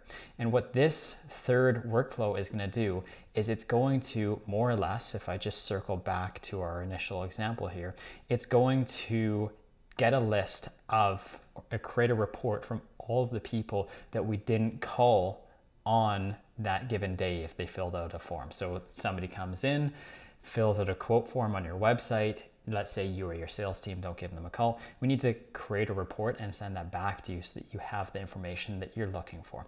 So what I'm going to do here is I'm going to go ahead and I'm going to create a third workflow. And this third workflow is going to have a trigger as when executed by another workflow. So essentially what that's saying is like, hey, the only purpose of this workflow is to be called from an AI agent essentially, or another workflow. And so to come in here, if I just double tap this, again, we need input data, right? And that input data, we can just define using JSON, and it gives us just like test data here, right? And so that's more or less it. I don't even think we need any JSON data here. So I'm just gonna go ahead and I'm just gonna keep it the way it is, and that looks good. There's nothing really that we need to do here. And so the next thing that we're gonna do here is we're just gonna use Google Sheets, and we're gonna find the values in here as of today, right? So more or less, we're just gonna get sheet rows here, and we've already done the credentials, so that's all good to go. We can just choose the leads sheet that we created, and we're gonna choose the sheet down here, right, once again. And yeah, more or less all we need to do is filter, use a filter. How are we gonna find this? We're gonna find it based on the date here. And so in order for us to do that, essentially we're just gonna choose date, and the date is going to be an expression, and that date is gonna be today. Now, the issue with this is if we run it, it's not gonna return any results, right? And the reason it's not gonna return any results here is because these are all structured improperly. So what I'm going to do is I'm first going to just hard code this for now, and then I'm going to show you exactly how this works in like a millisecond after this. So now when we test it based on today, it's going to find these 3 items. And so what I did was I searched based on today, but the problem was in the previous workflow, and I'm just going to open this up in a new tab here, I put now. And the problem is with now, it gives you the hour, it gives you the minute, it gives you the second, it gives you the millisecond. And so the problem is that we need to go back to the sheet, and we need to go into this Google Sheet module when we have a new submission coming in. We don't want to put necessarily the time of the day, but we want to put today here, right? And so now it's just going to pull in the exact day that the lead came in, and not the millisecond and everything like that. So we can update this, and now when we search for it, it's essentially just searching for today, right? And so that more or less is how this workflow is going to start. So we're going to search today, and from here on out, what we want to do is we want to grab that data, and maybe we only want to find people that are not rejected, right? And perhaps we also want to have a column here being like called, and maybe in your team you come in here and your sales reps choose who they have called, and we want to filter based on who hasn't been called and also who has not been rejected. So if we circle back into this workflow, what we're going to do now is we're going to effectively do an iterator through all of these. And so this is where we get into data types in n8n, which is super important. And we're going to be going into this quite extensively here. Not like too long, but I think that this is probably one of the most important things that you need to know when starting with n8n. And so circling back here, we have all this JSON data, right? And there's a lot of different data types going on. And so let me kind of explain what I mean by that. So if I just go into this ChatGPT here, it took me actually a long time to get this prompt right, but we have a lot of different data types in n8n. And to be honest, I'm sure that you probably know a ton of these. Like you probably know what text is. And so an example of text would be Jane Doe, right? Somebody's name is a text field. Or for example, somebody sends in that message box, right, on the form, I'd like to learn more about your business. That's text. And then we have numbers over here. And what a number is like 5,000. And this could be their budget. Or a number could be 50, which is the number of employees that this company has, right? And so these are pretty common. You see these almost every single day. But there's a couple more complicated ones. Let's start with the easier ones first. Boolean. So Boolean is true or false. It can be one of two things, true or false. And so, you know, when you think about it, it's like, hey, when you put a budget on somebody, it's like, does this surpass $1,000? The answer is either true or false. Either it's like $100 or $200 and it's false, or it's $5,000 and it's true. Date you're probably pretty familiar with as well, and this is just essentially the date that something's on. So date could be the form submission like we received. A date could be a follow-up date. And then we have binary data here. This is like just essentially saying, hey, this is not any of these other fields. This is more like a PDF document, or it's like a PNG or whatever. It's like some form of data, right? That you can't, it's like a file or an image, essentially, right? And so that's more or less it. And then that kind of leaves us with these two things here, which is an array and in a collection. And this is more or less literally the backbone of n8n. So if we like circle back into our scenario here, we have arrays and collections all the time. This, in fact, is a collection. This is an array. So let's talk about what this necessarily means. So an array is just a list. So for example, if you were to go to the grocery store, you might be like, hey, I need to buy oranges, and I need to buy bananas, and I need to buy mangoes. And this is a grocery list. And very similarly, this in programming would be like an array. Now arrays are lists, right? But they can be a list of multiple different things. This list could be, in this instance, it's text, but it could also be a list of numbers. So for example, you could have like a list of like 50 and 200 and 500, and this could be like 3 different companies and the amount of employees they have.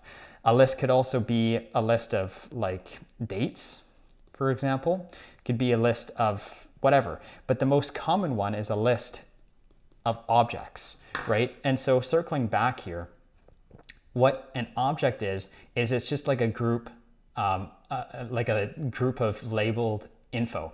So you can think about a new lead, right? So that new lead is an object. So effectively, if we were to test this trigger here, or go to this form submission, and you can see that it's just not triggering properly, so we need to test this and unpin to test. We have this form, right? This is just like an object of a client. It's like, hey, tell me the person's first name, last name, email, budget, message. And we're just essentially grouping all that data into what is called an object, right? So we have, and these are in key value pairs.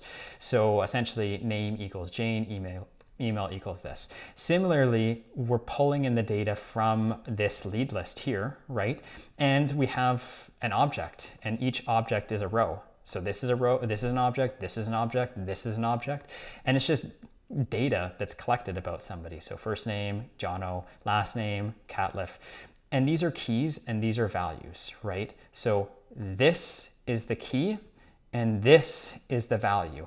With the key, it never changes. This is how we reference people. Whether the person's name is Jono or whether the person's name is Andy or whether the person's name is Stacy, that the way we reference it is always the first name, but these values always are going to change. And so it comes down to key value pairs, just like a Google Sheet. You have pretty much the key, which is last name, and then you have all of the values here, right? And so more or less, that's essentially JSON, right? Or in an object in JSON. So you have key value pairs, first name, Jono, last name, Catlif. And then you can have an object, right, that is within a list. And this list can be, instead of it being like, hey, we have a grocery store list here with like these 3 things, bananas, oranges, and mangoes. Now we have a list of client 1, client 2, and client 3, right? And so this is more or less what we're doing. And the thing with a list is we can actually pull it out and we can go through it one by one by one. And so that's exactly what we're doing, is we're just breaking it out with this iterator. And so this splitting happens, right? We're going through one individually. The only difference here is that we actually don't need to have this split because this Google Sheet by default is a split. So if we were to zoom out here, we can see that this runs one time. So we get data coming in here, it runs one time. Then we find data on this Google Sheet and we return 3 values, and we're going through those values one after another. So we first start with Jono, then we go to Andy, then we go to Stacy, right? We can take a look at the data. We have Jono, Jono, Andy, right? And for whatever reason, it's not pulling in Stacy as well. And that is because she doesn't have the date here, right? So it's only pulling in 3 people that we have. And so because this is already pulling in 3 values and we're going through it one after the next, we're gonna first go with Jono, then duplicate Jono, then Andy, then Stacy. We don't actually need this. What we need to do is we need to have an array aggregator, okay? And what an array aggregator is gonna do is it's going to effectively bundle all of these together. So in the array aggregator, we're gonna do all items. We're not looking to just pull out certain things. We wanna pull out all of the items. And so if we were to run this again, and now let's just paste this same date in for Stacy, it's gonna pull in all 4 people here, right? And you can see now that we've pulled in 4 items and we've bundled it into one output. And so moving forward, this is technically running right here 4 times. You know, if there's anything in between these, it's going to run 4 times. But then on the flip side, it's only going to run once because we're bundling, we're merging everything back in together into this output here, right? And so this is essentially what lists are and arrays aggregators are. It is a bit confusing, but you can think about it like this. You go through one result at a time until they're all done, right? And so more or less, what I'm gonna do here is I'm just gonna expand this out, and you can see that we're bundling everything in here, right? But we could also add in a filter here. And this filter is gonna remove anyone that, first of all, has been called. So if called is equal to true, it's gonna remove them out of here, and we're gonna add another condition in here. And that is gonna be if rejected is equal to false, right? So we only want to get a report every single day if the person hasn't been rejected, but they also haven't been called, right? So they cannot be called and they cannot be rejected. And sorry, this should be true as well. And so let's just run this through, and we're gonna see that it's wrong type, false. So essentially, what we want to do instead is we're mixing up data types here, which is great. You can see that it's referencing it as a Boolean. What this is essentially saying is like we're more or less saying is equal to true, but we want to say the text contains true. And the reason why is because this is text, and we're just saying that, hey, does this text field here, which is right here, does that contain the word true? And so we can try this out again. And we're still getting the same issue. So we're gonna go through and fix this up. Let's just take a look at the problem here, and this is worthwhile to debug together. So it says wrong type, false is a Boolean, but was expecting a string, right?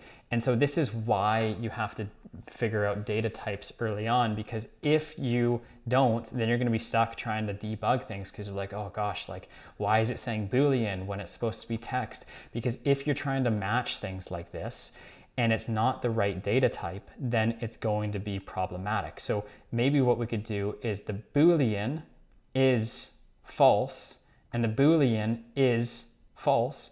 And now I was trying to pass in as text. Even I make these mistakes all the time too. But now we can reference it for what it was, which is a Boolean, and it's now gonna work. And let's see what happened. We discarded 3 people, right? And we discarded Jono because he was already rejected. We discarded Andy because he was rejected. We discarded Stacy because she was called, which means that we only have 1 person left in this list, right? And so this could be, for example, 2 people. So if I come in here and I do like Richard and Johnson, and I do this again, now there's gonna be 2 people that are passed, right? So there's 5 people that entered, there's 2 people that passed the filter, and then we're bundling them together so that we only have 1 item moving forward. And the reason why this is important is because say we send an email in the next flow, if we didn't bundle these together and we sent 2 people down this path, it means that we'd send 2 emails. We'd send 1 for each person that passed, right? But we don't want to send 1 for each person that passed. We only want to send 1 email for both people. And that is why we aggregate it together, right? And so that's the next lesson that, is really, really important to talk about here. And so more or less, we're on our way to building out this system. But I think the thing is that I want to talk about code here, for example. The thing is that when you're dealing with programs like n8n, not everything is going to be perfect. Now, I'm not saying that you need to be a coder. You don't even need to know code at all. Like you just don't need to know it. But you need to know that it exists and you can leverage it at certain points in time. And so what we want to do is we want to take this data here, which is in JSON like this, and we want to essentially send ourselves an email with all of the names, right? And so we need to change this data type from an array of collections to text, right? And so it's an array because it has this bracket here and this bracket here, and you have these collections of individuals, right? And you have another array here. We need to turn this to text. And so how we do that is we hit the plus button, and there's no built-in way in n8n to do this. And that's actually why I'm pretty excited to show you this. So we hit back here and we can go to data transformation and we can run code. And so all this to be said, you really don't have to know anything here. All we're gonna do is we're gonna just ask ChatGPT to do this. And if you guys get stuck on this step, you can just screenshot the code, okay? And then just plug it in, and I'll show you how to do this in case you get stuck and you can't figure it out. So all I'm gonna say is I'm gonna copy this and I'm gonna paste this into ChatGPT. Hey, I want to turn this list of data into a text field where I have 1 text string that goes through every person. And I'm gonna paste it in. And I'm just gonna say here's my data. And then at the bottom here, I'm gonna say, this is the sample format that I want for every person.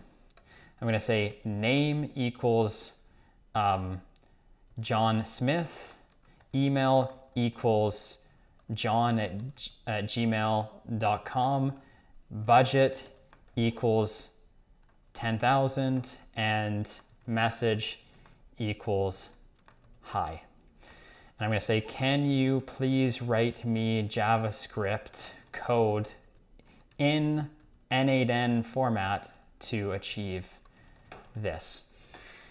And I'll leave this in the description down below for you guys to work with. But essentially, we're just going to ask ChatGPT. And for whatever reason, it looks like it stopped generating. So I'm just gonna follow up here and ask another question. Okay, sweet. So it's now going through and it's giving us the code. And at this point in time, I don't know if it's gonna work or not. So I'm just gonna test this step and see. And so it looks like it's pulled it out into another array of objects, right? With text and this and this. And that's not what we want. We want just one of these, right? 1 text field with everything in there. So I'm just gonna ask it again. That didn't work. I want all the data in text, in 1 plain text field with every value separated by a line break. And it's gonna give it another shot here because it's probably not gonna get it right the first time. And so we can take a look at this and see if this worked. So we'll copy this back in and test this step. Okay, sweet. And this time it worked. So we have text and then we have Name equals Jono. This /n is a line break in code. And this is just going to naturally form a line break. Email equals this, line break. Budget equals this, line break. Message equals test, test message. Line break, line break. Name, Richard Johnson, and so on and so forth. So now we have our list.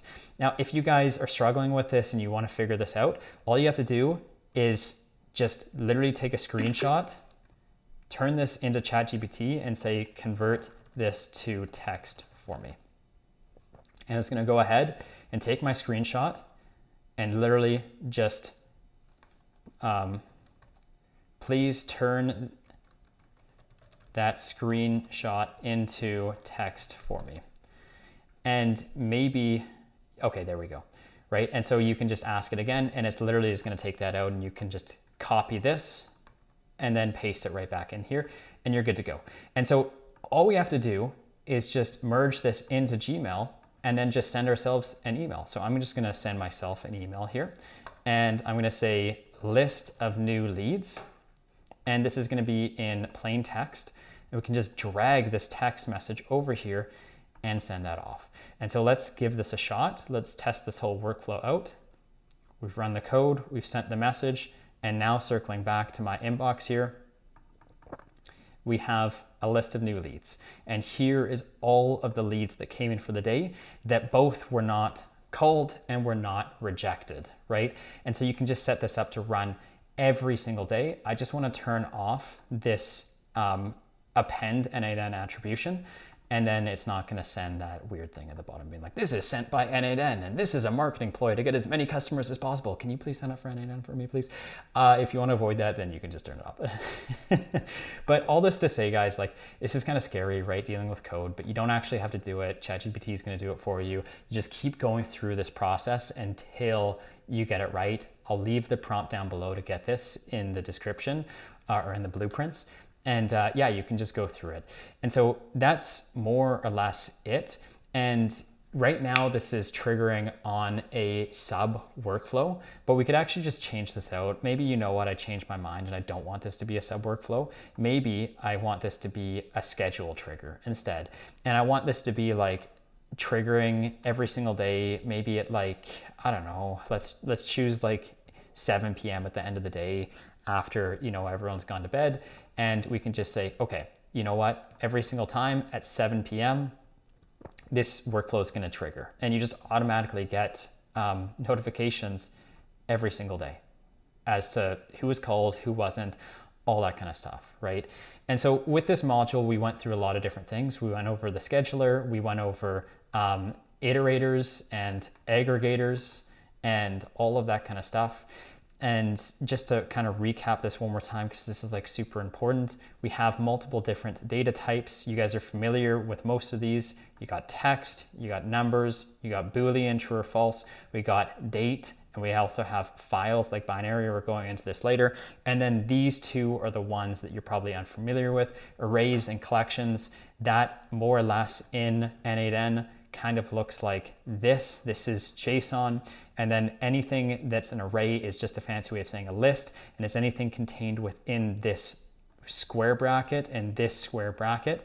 And this array, this list can be text, numbers, but in most cases, it's going to be objects like this. This object is just an unordered list or a file or a folder of whatever it is you want it to be. In this case, it's just literally like a row on a Google Sheet where you're just getting somebody's first name, last name, email, phone number, all that kind of stuff. And it's sorted by key value pairs. You can think about the key as essentially just what's in this header here, and the value is just anything below it, right? So all of these values here are the values. They're going to change, right? But they all have the same keys.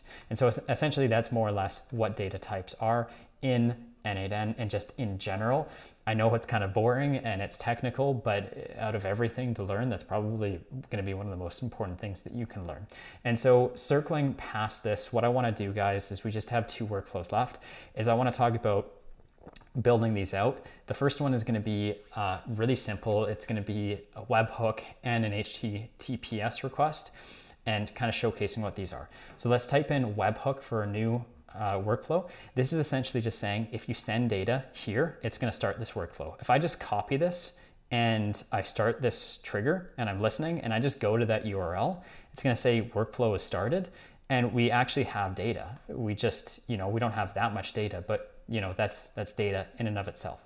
And so that's more or less what a webhook does. It just retrieves data from whatever various applications you're using. And one of those applications could be like a form submission. So just like we set up before, we had the n8n forms, but we could also have like a form on your website, right? And there's 1,000,001 different form submission softwares out there. And what we're gonna do is just use something for free. So before we get started, we're just gonna go into this webhook here, and we're gonna change this to an HTTP post method, just because something's sending a post request over to this URL here. So once this, you can think about like post is then the postman. Once that data is sent over to this URL, then it'll start this workflow. And so this is just receiving data. So we're gonna use Tally Forms for this, and this is free to get started. You can just test it out if you want to, and then yeah, that's essentially it. So we're gonna log in here, and all I'm gonna do is I'm just gonna create another form here, and we can just call this sample form, and I'm gonna do like field, or I'm gonna do short answer, and then this is just gonna be first name, and then I'm also going to add in another form or field in here, and this is just going to be email. Okay, sweet. So something like super simple. We're going to publish this, nothing too crazy here. We're going to go to integrations, and they have this webhook functionality here. And so it's asking us, hey, we need a webhook. And what it's saying is like, once this form is submitted, we will send data. We'll send the first name, the last name, all the form fields. We're gonna send it somewhere. Tell us where you want us to send it. And that's where this URL comes into play here. So we're gonna copy this URL, and we're just gonna stick it in here and connect it. And as soon as this is published, it's gonna send data over to our n8n endpoint right here. So we can listen for events. And essentially, all we want to do is we just want to give this a shot. So I'm going to copy this link right up here, and I'm going to test this form out. And I'm going to put my name and my email in here. Okay, and we're going to submit. And perfect, we've received data. Here's the outputted data. I'm going to pin this first of all. And yeah, we could do, here's a lot of different data. We'll change it to the schema here, just so it's a bit easier on the eyes. And we can see that in this body section, there's data. And here's the fields that we submitted, right? So we had this field with my name and then my email down here. So all this data is being passed in. And so that's essentially more or less it, right? And so we can do literally whatever it is that we want to do with this. I'm just going to show you one example, and maybe with this, you can just follow along with me and then just take a look with your eyes, just to, take a look and see how this works. And so I just logged into my Go High Level account. This is just essentially my CRM, right? It's my customer relationship management software. It's where I store all my contacts.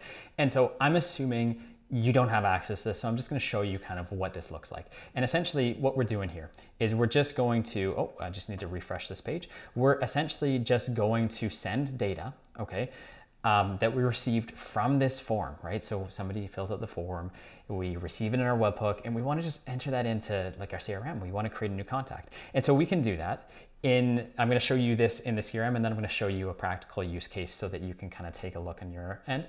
And so I could just create, for example, a new workflow from scratch and Go High Level. I could just call this test and then have like an input, I can have a inbound webhook here where I just send data straight from this into there. And this is where the HTTP request comes in. And so with HTTP requests, we're sending data somewhere else, right? We're sending it outside of n8n. And the cool thing about this is like, take a look at like all these other workflows here. These are all technically like HTTP requests. Like Google Sheets is an HTTP request. Gmail is an HTTP request. If we go into any of these actions in the app, like literally every single one of these are HTTP requests. And essentially the difference between this and an HTTP request is just that the n8n team has gone in, their developers have spent time, and they've built native integrations into all of these. And there's tons of them, right? But they don't have every single app out there in the world. And that's where the HTTP requests come in. You're essentially having to do what their programmers haven't done already, right? And so you're just creating something from the ground up. And this is more like an advanced feature here. So I'm just gonna keep this nice and simple, but essentially we can send data anywhere we want to.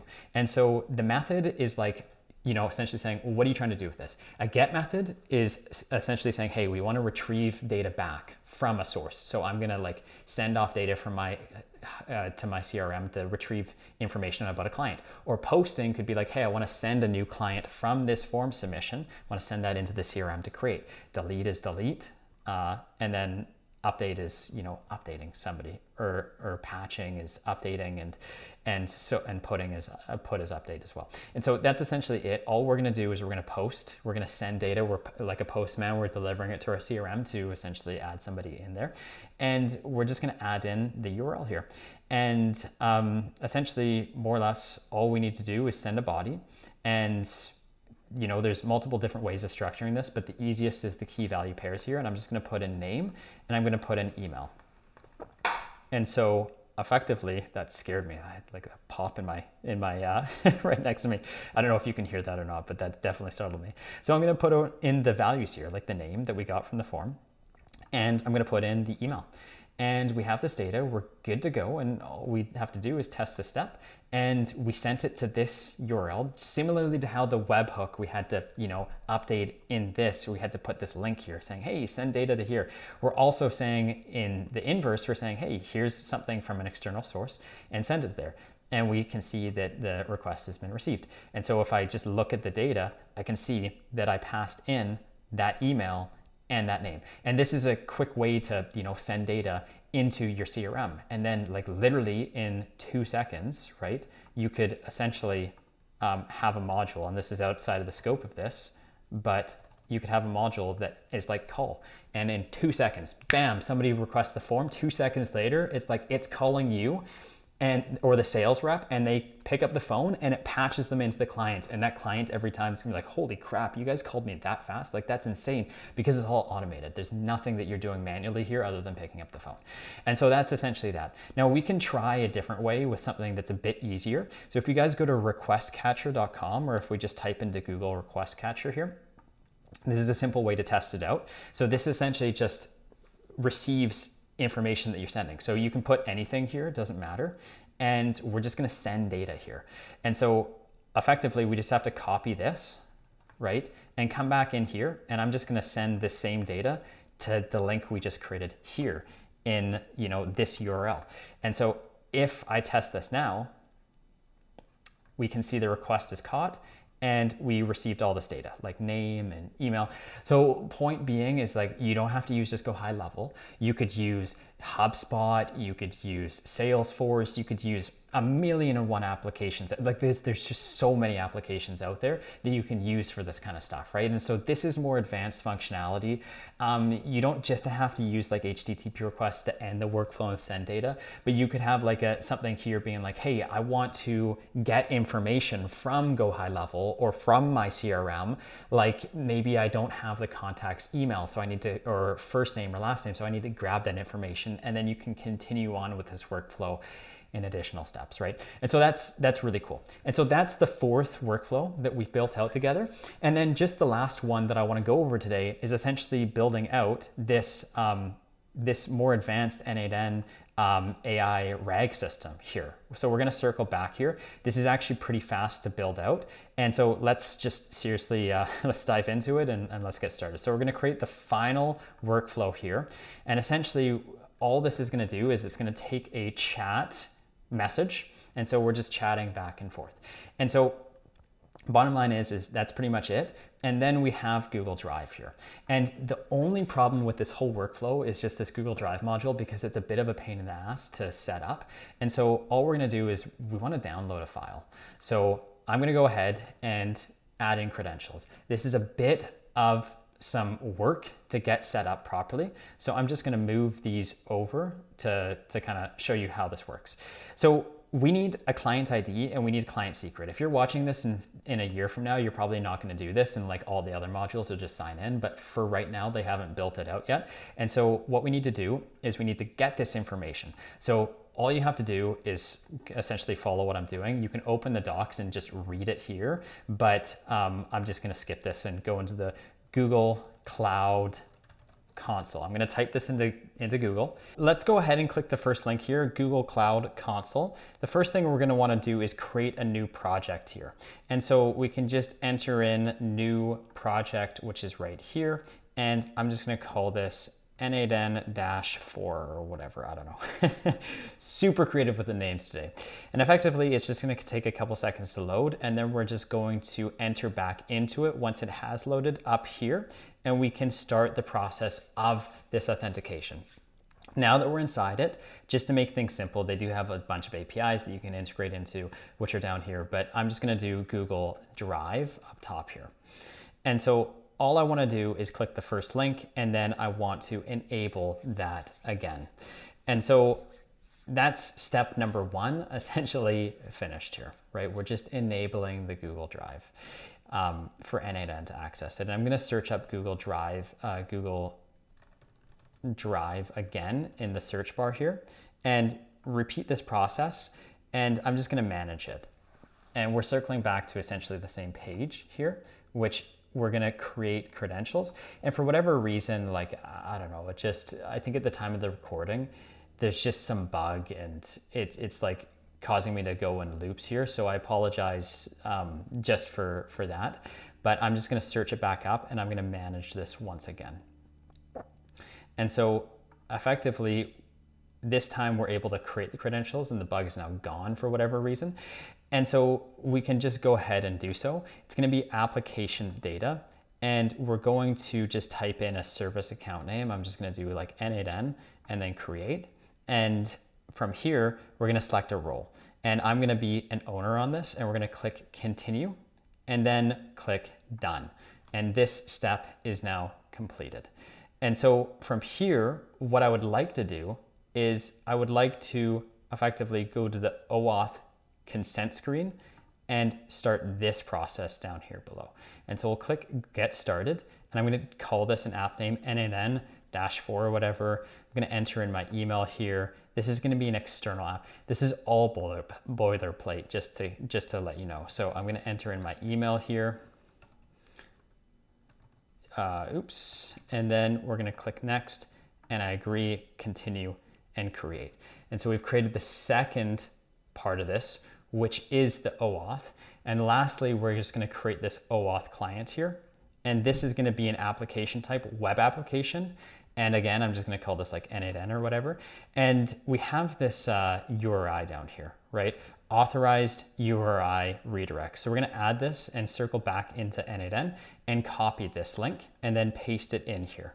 And then from here, we can just click create, and we're pretty much done. This is just saying, hey, when we go to request to connect n8n into Google Drive, it knows how to redirect back. Lastly, we're just going to go into audiences here, and all I want to do is just create a test user, and then we're good to go. So I'm going to create this test user, and I'm just going to enter in my email here, click save, and we have now gone ahead and added myself as user. We can come in here and just enter in our client and secret ID. So in order to get that, we're going to navigate back to the client section here. We're going to click on this, and we have our client secret here. And then we also have our client ID, which is up top here. And we can just paste that in and then sign in with Google. And so now we've connected in Google Drive into our account here. And so we'll click continue, and we'll give authentication to everything. And now we have connection between n8n and Google Drive. So all in all, huge pain in the butt just to do something that should be like literally built in, but you know, that's essentially what the process is. Okay, now that we've set up Google Drive integration with n8n, we can continue forward. So essentially all we want to do is download a file here. So what we want to do is just find a file in our Google Drive to download. So if you can just upload a PDF file into your Google Drive, that'd be fantastic. And just for the purpose of this tutorial, what we're going to do is we're just going to search for that file, and I'm going to type in agreement here because my file has agreement in the name. And so we're going to find that, and we're going to download this. So if I just run test here, it's essentially going to take that file and download it. And this is now another data type, which is binary data. And we don't want it to be in binary data. We want to convert this, okay, from a PDF into data that we can use. So I'm going to search for PDF here, and it's actually not convert, it's extract from a file, and we're gonna extract from a PDF. So essentially we're taking, data from a PDF and we're going to get another output. So let's try this again. I'm gonna hit test, we're gonna download that, and then it's gonna extract the data, and let's look at the results. So it's coming back in JSON data, and it's coming back in this schema. And so you can think about it like converting this from a PDF document into text. So if I just open up this document here, so we can take a look at what we have going on. This is just a standard contract. There's tons of information on here, right? The goal is to turn this into a bot that can literally pinpoint data and respond back to us. So we could be like, hey, what's the date? And it's like, this is the date, or so on and so forth, or what company is this? And it'll tell us, or what services are we offering, and all that kind of stuff. And so this is the first part. We're just converting it from a PDF into text. And then once we get that done, the next step that we effectively want to do here is to put this into an in-memory vector store. So let's go ahead and do that. We're gonna do vector store here, and we're gonna choose in-memory vector store. Now, personally, there's better results, like Pinecone is gonna be better, right? And I prefer it. It's just that for this tutorial, I wanna start with the easiest way possible. And the in-memory vector store is just kind of built into n8n, so it's really easy to get started. So I'm gonna go ahead and choose add document to vector store here. And effectively, all we're going to do is enter this information into the vector store. Now, there's a couple parts to this. First of all, we need reasoning and logic to understand what's going on, and that's why we have this embedding model here. And then secondly, what we're going to do is we're going to have this default data loader. And so let me explain what this default data loader does, because I think this is important. The role is, you could just think about it as hey, we're changing it into a more friendly format, right? So you can almost think about it like PDF into text, we're breaking it down, right? So data loaders are essential because they convert raw data into format that RAG systems can understand and process. So we're taking that text and we're converting into something that is going to be familiar with a vector database. And when we think about vector databases, essentially what this is doing is it's just a very efficient way of storing data in a database so that we can retrieve hyper efficient answers. So for example, if you typed in cat, for example, it's going to know that you're looking for something over here. If you type in lion, it also knows you're looking for something over here. And if you looked for something like, a banana, it's okay, probably not over here, and it's over here, right? Next to orange and mango. But the thing is what we're doing here is we're embedding things into this vector database with numerical representations. So these are numbers, and you can think about these numbers as essentially something like this, right? So it's giving numbers for visual representation to capture the semantic meaning. So even if you don't say, if you're asking a question, it can't find the exact answer, it's still going to understand how to find comparable text that has a lot of similarities. So you type in banana, and it's going to go more towards the fruit side of things rather than the animal side of things. So this is how we can retrieve information. So if you think about a conventional chatbot, essentially what this is doing is if somebody asks, this RAG system a question, and it's hey, what's the price of your services? The price section's over here. And then it's hey, can you help me with this specific question, which is located over here? And then it might be what services do you offer? And the services section is over here. And then the next question might be how do I book a call? And that section is stored over here. So it can find the exact answers that you're looking for, right? And so essentially all we have to do is just have the data type as JSON, and this looks good to go. And we're going to create a text splitter. Now, text splitters, there's 3 of them. We're just going to choose recursive character text splitter. This is pretty much the baseline as to what you should be using most of the time. And why that's the case is that this is like a text splitter.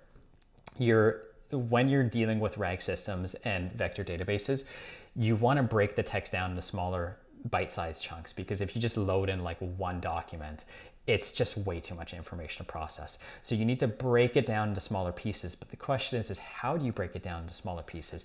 And with recursive character splitters, they're keeping the semantics and the meaning intact. So they're going to first start to break it down by paragraph. And if that's still too much, then they'll break it down by sentence so that the meaning is still there, right? So when you have all these pieces and chunks stored in your vector database, it's like, you know, the whole meaning is there, it's intact, it can find something that's really similarly related. But if you use something like a character splitter, it's going to say, okay, at 30 characters, cut this off, at 30 characters, cut it off. And then it breaks sentences up by characters, which means that if you were to search for it, half of the meaning of what you're searching for is probably gone. So the whole point is that you're just keeping critical sentences intact so that their semantic meaning is there, so that when it searches the database, the vector database, it's not searching and pulling data back that's like half complete or whatever, half baked. So that's more or less what it is. And so we can give this a shot and we can load data in. So please test. And first of all, let's just see if this is actually going to successfully load things in. And so in this instance, it looks like it was good, right? And we loaded in tons of different stuff here. And you can see that in this particular scenario, it split 12 times and there's 43 items that returned in general. So we broke this contract down into way smaller bite-sized chunks. And that is a good thing so that we can essentially store this data. And now that we've stored it, we want to retrieve it. Please keep in mind that this is just one document.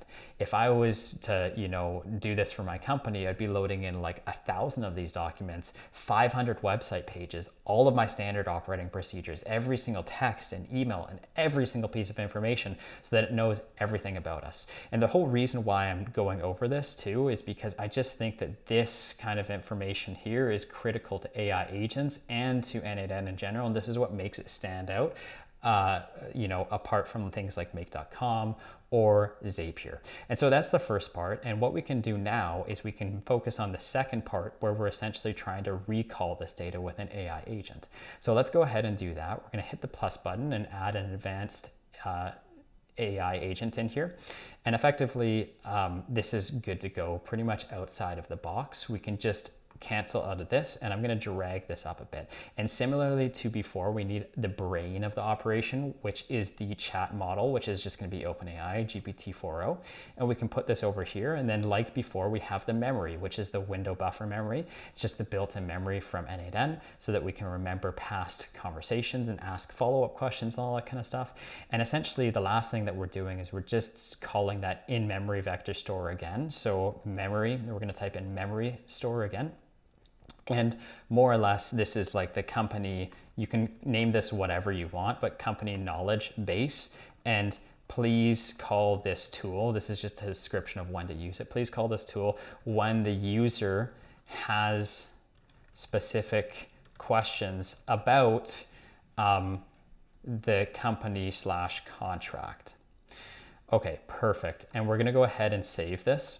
And one last thing is we need an embedding model. And so we're going to choose GPT-4o we're going to choose the embedding 3 small, right? And just make sure that whatever you're using on one side, you're also using on the other. I'm just using this out of the box, but essentially when you think about those embeddings, right? More or less, this is the part to encode the message into the vector database so that we can store it in a way that we can retrieve information really easily, right? But how we do that is through this vector embedding. This is what turns your text. So it starts with content like that PDF file. So this is the PDF.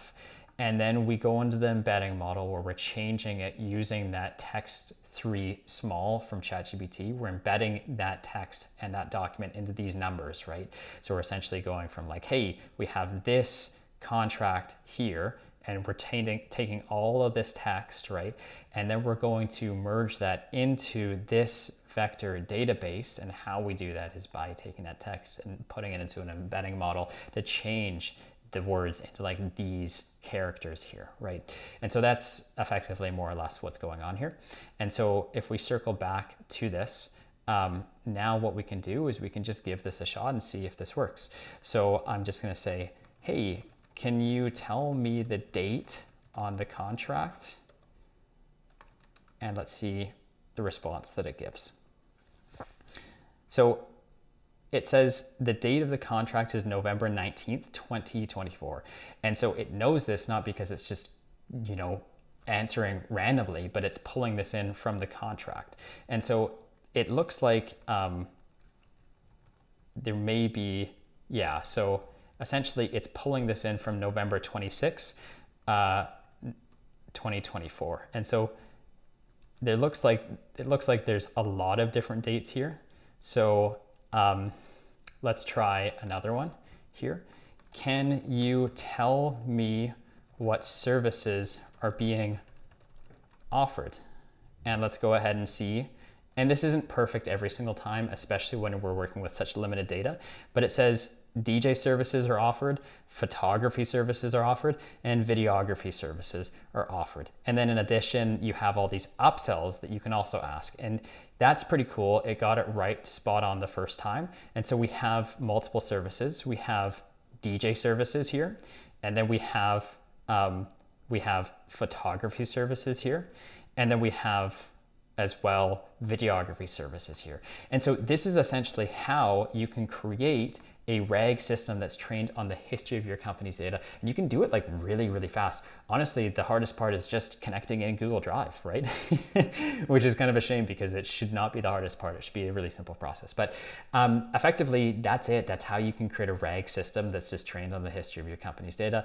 And in a nutshell, guys, that's more or less it. That's literally everything you need to know about n8n. If you made it this far, then you're pretty much a pro, and you can go off and create your own applications. You can, probably build, well, you've already built 5 applications at this point in time, and I'm sure you can build your 6. So thank you guys so much for watching. Like, I really appreciate it if you made it this far. And if you guys are interested in, getting more help and all that kind of stuff, then you can definitely take a look at my school community here. If you guys want to join, yeah, you can just go ahead and sign up. You can get access to group calls with myself. You can also get over 100 different videos that are unreleased on YouTube and tons of blueprints and all of that kind of stuff. And so, yeah, I really appreciate you guys sticking through this with me and wish you the best of luck with your journey on n8n. All of these blueprints are going to be down below if you haven't downloaded them already. And you can just come in here, click import from file, and you're good to go. I'll see you guys in the next one. Bye-bye.